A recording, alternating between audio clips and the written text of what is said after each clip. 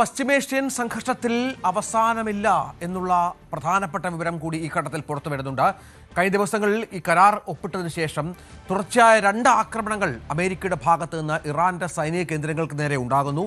ഇന്നും 10 സ്ഥലങ്ങളിലാണ് ഇറാനെ ആക്രമിച്ചത് അമേരിക്ക. 10 സൈനിക കേന്ദ്രങ്ങളിലേക്കായിരുന്നു മിസൈൽ ആക്രമണം എന്നാണ് മനസ്സിലാക്കുന്നത്. പ്രസിഡന്റ് ട്രംപിന്റെ നിർദ്ദേശപ്രകാരമാണ് ഈ ആക്രമണം എന്ന് അമേരിക്ക വ്യക്തമാക്കിയ പശ്ചാത്തലം കൂടി ഇതിനോട് ചേർത്ത് വെക്കണം. അത് മാത്രമല്ല, ഇതിന് മറുപടി എന്നോണം ബഹ്റിനിലേക്കും കുവൈറ്റിലേക്കും ഇറാൻ ആക്രമണം രൂക്ഷമാക്കുന്നു എന്ന വിവരങ്ങൾ പുറത്തുവരുന്നു. ബഹ്റിനിൽ ഇറാൻ ആക്രമണവുമായി ബന്ധപ്പെട്ട മുന്നറിയിപ്പുകൾ ജനങ്ങൾക്ക് തങ്ങളുടെ മൊബൈൽ ഫോണുകളിലേക്കും മറ്റും വന്നു കഴിഞ്ഞു. ശത്രുക്കൾക്ക് അതേ ഭാഷയിൽ മറുപടി നൽകുമെന്നാണ് ഇറാൻ പറയുന്നത്.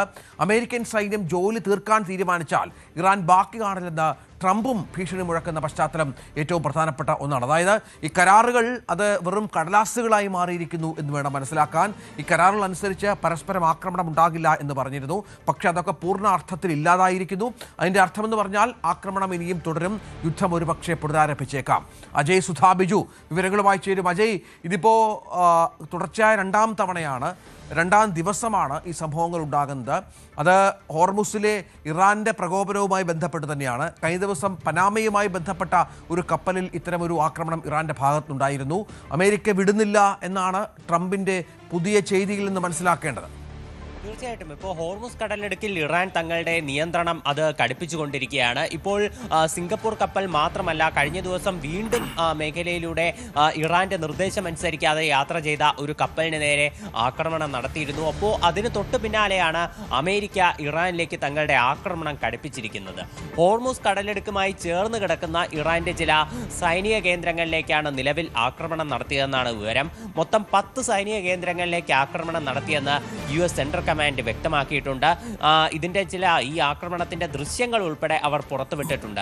ഇപ്പോൾ സ്ക്രീനിൽ കാണുന്നത് US നടത്തിയ ആക്രമണത്തിന്റെ ചില ദൃശ്യങ്ങളാണ്. അതുപോലെ സിറിക്ക്, ബന്ദറി, ലംഗഹ്, അതുപോലെ ഖേഷൻ ദ്വീപ് തുടങ്ങിയിട്ടുള്ള സ്ഥലങ്ങളിലാണ് പ്രധാനമായിട്ടും ആക്രമണങ്ങൾ കേന്ദ്രീകരിച്ചിരുന്നത്.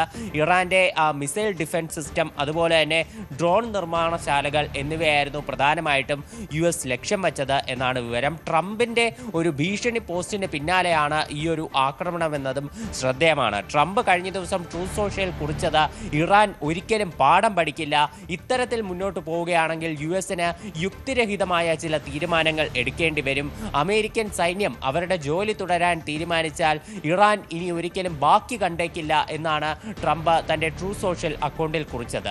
എന്തായാലും ഇറാനും വെറുതെ ഇരുന്നിട്ടില്ല.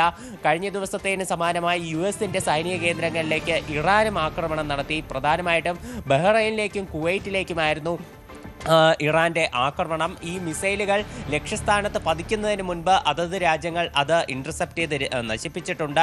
ബഹ്റൈനിലുള്ള US-ന്റെ 5ാം കപ്പൽ പടയുടെ ആസ്ഥാനത്തേക്കും ഇറാൻ ആക്രമണം നടത്തിയിട്ടുണ്ട്. ശത്രുക്കൾക്ക് അതേ ഭാഷയിൽ തന്നെ മറുപടി നൽകും എന്നതാണ് IRGC പുറപ്പെടുവിച്ചിരിക്കുന്ന ഒരു മുന്നറിയിപ്പ്. കഴിഞ്ഞ ദിവസമാണ് ബഹ്റൈന് നേരെ ഇറാന്റെ ആക്രമണം ഉണ്ടായത്. അത് അമേരിക്കയുടെ ആക്രമണത്തിന് തൊട്ടു പിന്നാലെ ആയിരുന്നു. അന്ന് കടുത്ത ഭാഷയിൽ UAE അടക്കം ഇറാനെ വിമർശിച്ചതാണ്. ബഹ്റിന് പൂർണ്ണമായും പിന്തുണ UAE നൽകിയ പശ്ചാത്തലമുണ്ട്. ഇങ്ങനെ UAE-യുമായും ഗൾഫ് രാജ്യങ്ങളുമായൊക്കെ ഒരു നല്ല ബന്ധം സൃഷ്ടിക്കാൻ, പ്രത്യേകിച്ച് ഫണ്ടുമായൊക്കെ ബന്ധപ്പെട്ട ചില പ്രശ്നങ്ങളുണ്ടല്ലോ. ഇറാൻ ശ്രമിക്കുന്നതിനിടയിലാണ് വീണ്ടും ഈ ആക്രമണം എന്നതാണ് പ്രധാനപ്പെട്ട ഒന്ന്. ഗൾഫ് രാജ്യങ്ങളുമായുള്ള അസ്വസ്ഥതകൾ ഇറാൻ വിടുന്നില്ല എന്ന് വേണം കരുതാൻ. അജയ്, തീർച്ചയായിട്ടും ഇപ്പോൾ നടന്നിട്ടുള്ള ആക്രമണങ്ങളെ ഒമാൻ അപലപിച്ചുകൊണ്ട് രംഗത്ത് വന്നിട്ടുണ്ട്. ഈ ഗൾഫ് രാജ്യങ്ങളുമായി ഒരു നല്ല ബന്ധം പുലർത്താൻ വേണ്ടി ഇറാൻ ആഗ്രഹിച്ചിരുന്നു. അതുമായി ബന്ധപ്പെട്ട ഈ കരാർ ചർച്ചകൾ നടക്കുന്ന സമയത്ത് തന്നെ ഈ മറ്റ് പശ്ചിമേഷ്യൻ രാജ്യങ്ങളെയെല്ലാം ഇറാൻ ബന്ധപ്പെട്ട് അവരുമായിട്ടെല്ലാം ചില നയതന്ത്ര ചർച്ചകളെല്ലാം നടന്നിരുന്നു. പക്ഷേ US ആക്രമണങ്ങൾ പുരോഗമിക്കുന്ന പശ്ചാത്തലത്തിലാണ് ഈ രാജ്യങ്ങളിലേക്കുള്ള US കേന്ദ്രങ്ങളിലേക്ക് വീണ്ടും ആക്രമണം നടത്താൻ ഇറാൻ നിർബന്ധിതരാകുന്നത്. എന്നാൽ ഈ മിസൈലുകളാണെങ്കിലും ഡ്രോൺ ആക്രമണമാണെങ്കിലും അവ ഇന്റർസെപ്റ്റ് ചെയ്യുമ്പോൾ ഉണ്ടാകുന്ന അപകടങ്ങൾ, പ്രത്യേകിച്ച് ഇവയുടെ അവശിഷ്ടങ്ങൾ പതിച്ചുണ്ടാകുന്ന നാശനഷ്ടങ്ങൾ, അതെല്ലാം സഹിക്കേണ്ടി വരുന്നത് ഈ പശ്ചിമേഷ്യൻ രാജ്യങ്ങളാണ്. അതുകൊണ്ട് തന്നെയാണ് മറ്റ് UAE അടക്കമുള്ള മറ്റ് രാജ്യങ്ങൾ ഈ ഇറാനെതിരെ ഒരു കടുത്ത നിലപാടുമായി രംഗത്ത് വന്നിട്ടുള്ളത്. എന്തായാലും ഈ 2ാം ഘട്ട ആക്രമണ സമയത്ത് UAE-യെ ഇറാൻ നിലവിൽ ലക്ഷ്യമാക്കിയിട്ടില്ല.